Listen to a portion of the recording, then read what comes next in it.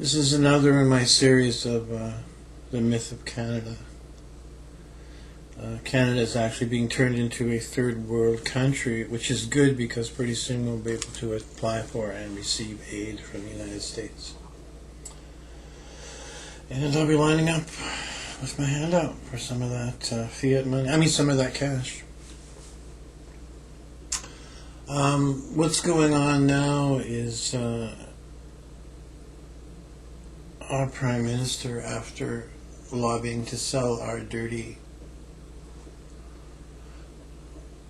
tar sands oil to the Europeans who refused to buy it, because they're trying to be ethical, is now involved in 44 countries around the Asian Rim in a free trade treaty, which always sounds wonderful. Oh, free trade, yeah, great. Treaties are above the law, and they don't need to go through the elected representatives, which is a loophole that's been used for the NAFTA agreement, for example. And it's being used, this is being kept secret. No public person has seen anything like the full agenda. Some things have been leaked out. But when your elected representatives find the need to go completely secret,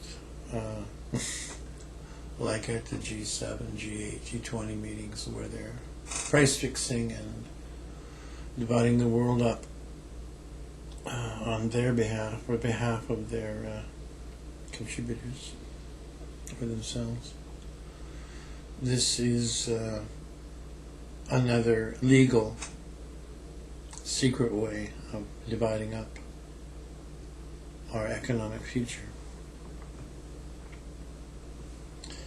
And the last treaty that our Prime Minister did for us was with China. It's 35 years long. And the premise is there aren't enough rich Canadian entrepreneurs to develop our resources, so we might as well ride on the coattails of foreign investment who can afford to do this, with appropriate controls, of course. The most disturbing part of that last treaty is it's now a illegal and criminal actionable offense for a Canadian citizen to interfere with the profits made by these foreign corporations, which means no picketing, no groups of people protesting or asking others not to buy the product because it's being done unethically. This is also done mostly in secret.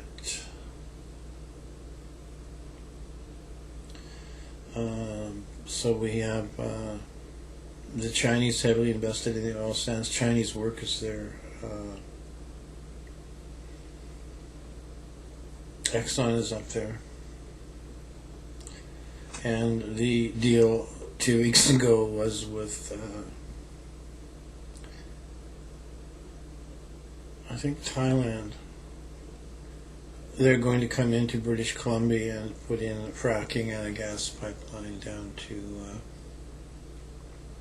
the ports in Vancouver to export the natural gas there. And there's people here concerned about the pollution of the groundwater, and most of that money is going to go out of the country. They always tell us it's going to create jobs for young Canadians, but there aren't jobs for young Canadians. So now, this week, we have 44 countries conspiring in secret to put together a trade agreement, which from the leaked documents seems to be mostly in the favor of the corporations, the corporate side of it, rather than the side of the nation or the people getting some benefits out of it, which is what we've come to expect from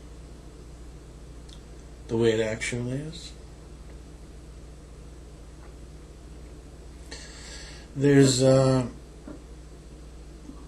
place in Canada called the St. Lawrence River Valley, which is a beautiful, wonderful, pristine area, which is preserved because of that, and it is the watershed for the river. There's an American fracking company suing the government of Quebec, which is the province or jurisdiction it's in, for $250 million for interfering with them trying to frack there.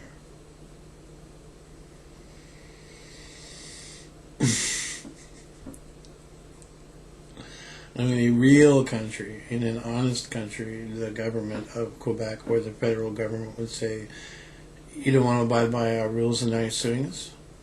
You have 24 hours to get out. That happened once here when an American courier company sued our postal service for interfering with their business. They were gone overnight. Their offices were emptied.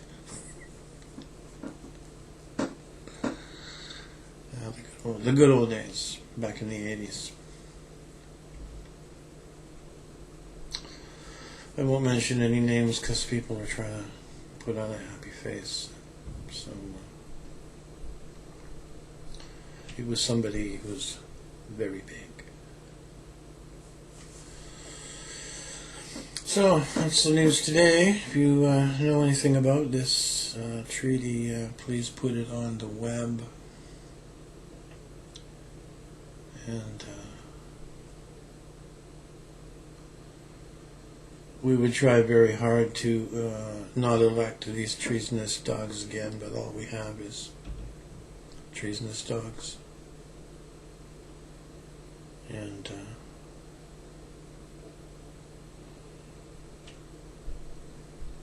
amateurs.